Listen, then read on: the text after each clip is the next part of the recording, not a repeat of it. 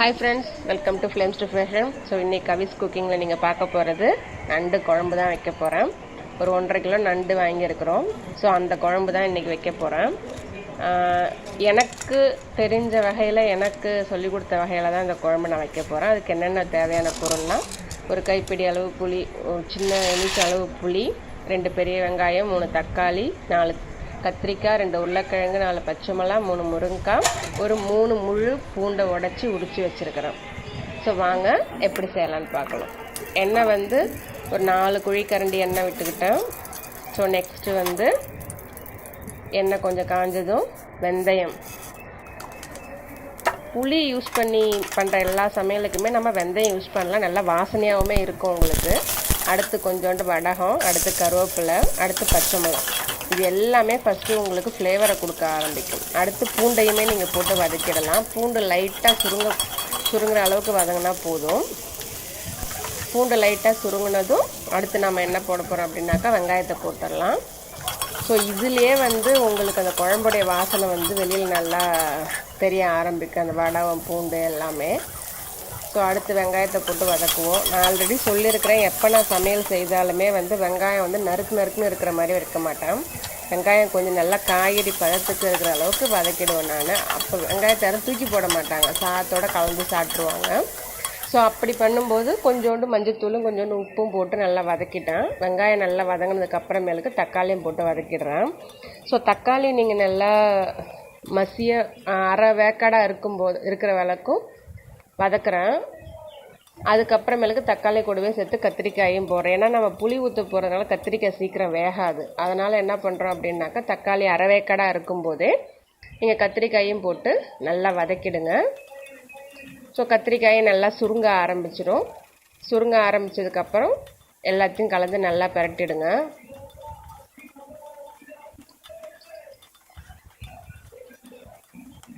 எல்லாம் நல்லா வதங்கி பிரட்டட்டும்.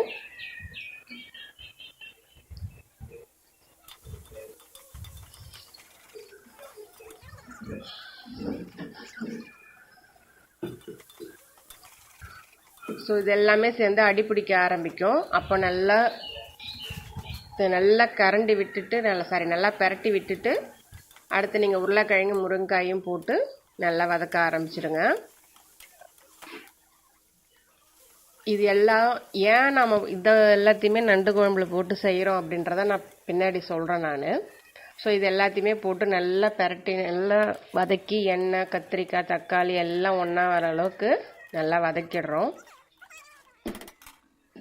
இப்போ அடிப்பிடிக்க ஆரம்பிக்கும். ஸோ சிம்மில் வச்சுட்டு நம்ம எடுத்து வச்சுருக்க புளி, ஒரு எலுமிச்சங்காய் அளவு புளி சொன்னேன் இல்லைங்களா, அந்த புளியை நல்லா கரைச்சி இப்போ அதில் ஊற்ற போகிறேன். நான் ஏற்கனவே ஒரு 1.5 டம்ளர் சொம்பு தண்ணி ஊற்றி தான் நான் கரைச்சி வச்சேன். ஆனால் குழம்புக்கு அது பத்தாது. ஸோ அந்த புளி ஊற புளி கொஞ்சம் அதிகமாக வர மாதிரி தெரியும் இல்லைங்களா, திரும்ப ஒரு 1.5 டம்ளர் தண்ணி, 1.5 சொம்பு தண்ணி ஊற்றி திரும்பவும் அந்த புளியை நல்லா கரைச்சி அதிலே ஊற்றிக்கிறோம் நாம். ஸோ எங்கள் ஊர் பக்கம்லாம் யூஸ்வலாக மசாலா வச்சு தான் நண்டு குழம்பு செய்வாங்க. ஆனால் நான் இங்கே மேரேஜ் பண்ணிக்கிட்ட வில்லேஜில் தான் இந்த மாதிரி நண்டு குழம்பு செய்ய எனக்கு சொல்லி கொடுத்தாங்க. அது ஏன் அப்படின்னாக்கா, இந்த நண்டு குழம்பு மறுநாள் வச்சு சாப்பிட்றதுக்கு நல்லாயிருக்கும் புளி ஊற்றுறது.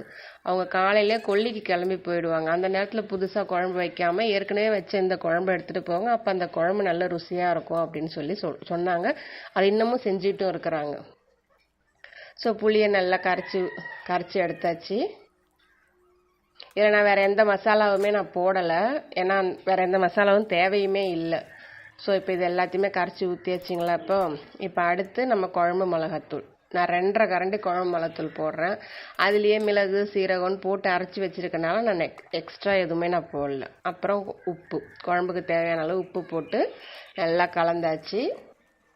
உப்பு சரியாக இருக்கா, உப்பு காரம் புளிப்பு சரியாக இருக்கான்னு பார்த்துட்டு நம்ம மூடி வச்சிடலாம்.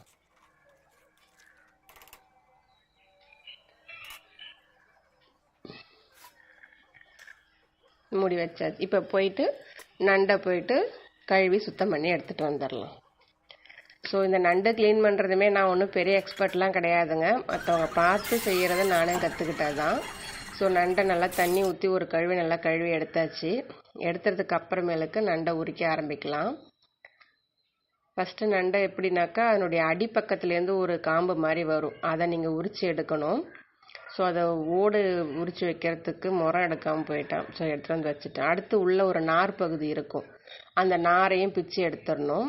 கொடுக்க ரெண்டையும் உடச்சி எடுத்துடலாம்.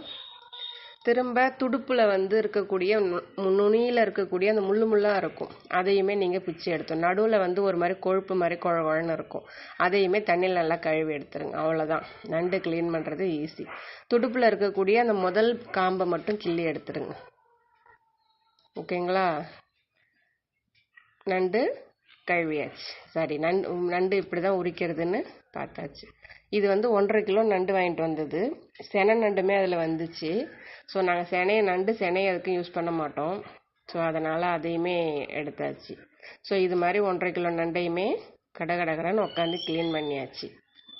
பார்க்க தான் வீடியோ ஓட்டுறேன், ஆனால் இது 1/2 மணி நேரத்துக்கு மேலே ஆச்சு நான் நண்டை க்ளீன் பண்ணி எடுக்கிறதுக்கு. அதுலேயுமே வந்து ஒரு 2-3 நண்டு வந்து வீணாக போய், நீங்கள் நண்டை அழுத்தி பார்த்தீங்க அப்படின்னாக்கா கல் மாதிரி இருந்ததுன்னா அதுதான் நல்ல நண்டு. கொஞ்சம் உள்ளே அமுங்குச்சு அப்படின்னாக்கா அந்த நண்டு வந்து சரியில்லாத நண்டு, குழம்பையுமே கெடுத்துரும் அது.